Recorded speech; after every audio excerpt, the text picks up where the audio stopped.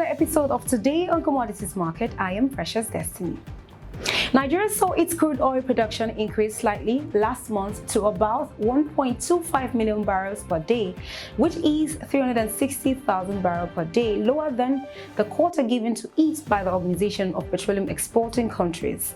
The country told OPEC that its oil output rose by 8,000 barrels per day in September from about 1.24 million barrels per day in the previous month, according to latest report. OPEC uses secondary sources to monitor its oil output, but also publishes a table of figures submitted by its member countries. According to secondary sources, Nigeria's production increased to 1.45 million barrels per day in September from about 1.30 million barrels per day in August, compared to its OPEC quota of 1.61 million barrels per day. The 13 member countries said its crude oil production averaged 27.33 million barrels per day in September, higher by 0.49 million barrels per day month on month. According to the chief commodities economist at London-based Capital Economics, BAIN, noted that even if OPEC raised quotas, there remain doubts about higher supply. BAIN noted that the recent rise in oil prices had led to political pressure on the group to raise its quotas. She added that, however, even if the group were to raise its production target, it may be a largely symbolic gesture given that African producers in particular look likely to struggle to meaningfully raise output for some time yet. In other stories, the local production of maize, rice, cassava, among others, increased in 2021, the federal government announced. Minister of Agriculture and Rural Development Mohammed Mahmoud announced this in Abuja on the occasion of the national exhibition of the 2021 World Food Day.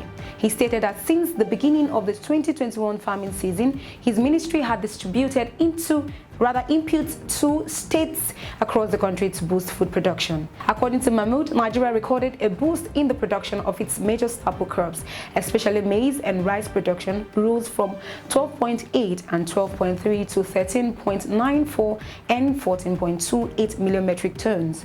He added that the same is obtainable for cassava, with production increase from 58.47 metric tons in 2018 to 73.91 metric tons, and even projected to rise to 93.6 by 2023. However, growth has also been recorded for groundnuts, tomatoes, and sorghum production.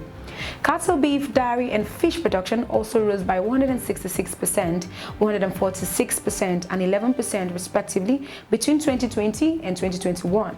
He said the Agric Ministry had raised its national food reserve stock to 109,657 metric tons in 2021, adding that this was expected to be further increased to 219,900 metric tons by the end of 2022. Mahmoud said the Agriculture for Food and Job Plan, a component of Nigerian Economic Sustainability Plan, had a target of 5 to 10 million jobs in the agricultural sector and would provide zero-interest loan to farmers. He said the first phase of the scheme had produced over 1.1 million beneficiaries across all states in Abuja. The minister said Nigeria was now Africa's largest producer of rice with a production level of 9 million metric tons. He also stated that Nigeria was the largest producer of cassava and yam in the world with 59.4 million tons and 47.9 million tons, adding that the country ranked 14th in maize production with 10.42 million tons and 4th in palm oil with 7.7 million tons.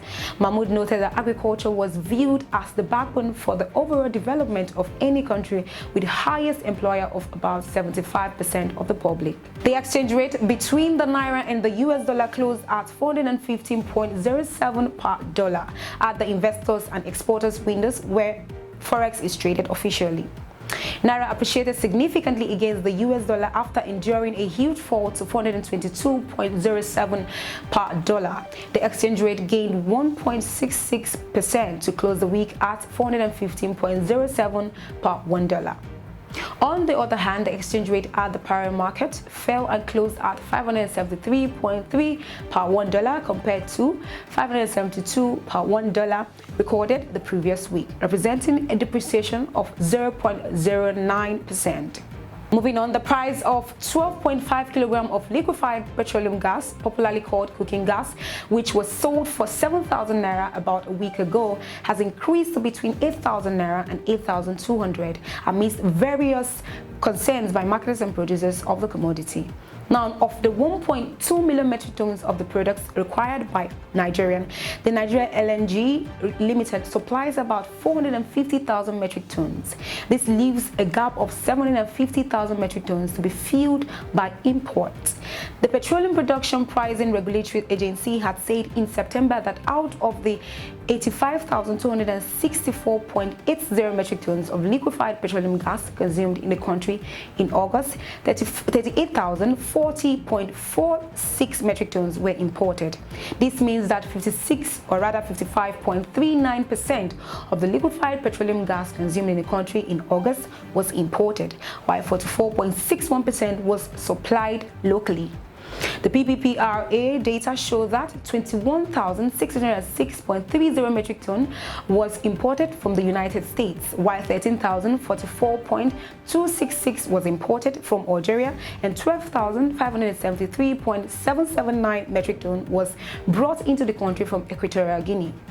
With a good measure of the product imported, its landing costs changes with the crisis in the foreign exchange market that has characterized the Nigerian economy in recent times.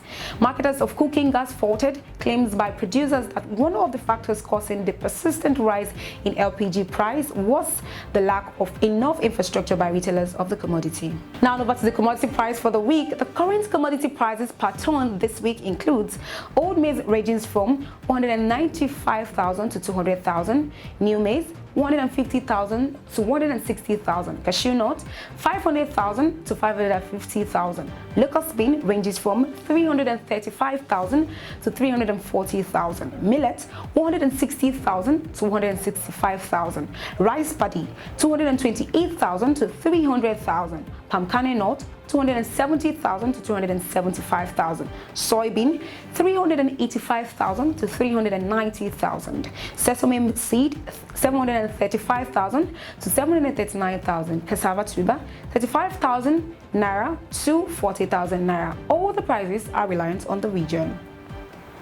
The current gold price is $1,764,000 per ounce, while 1 ounce silver price is $23.27. And that's all we can take on today on Commodities Market. I am Precious Destiny. Don't forget to follow us up on all our social media platforms and subscribe to our YouTube channel at Agribusiness Weekend. For more information, call the numbers displayed on the screen. It's all about commodities. Thanks for watching and bye for now.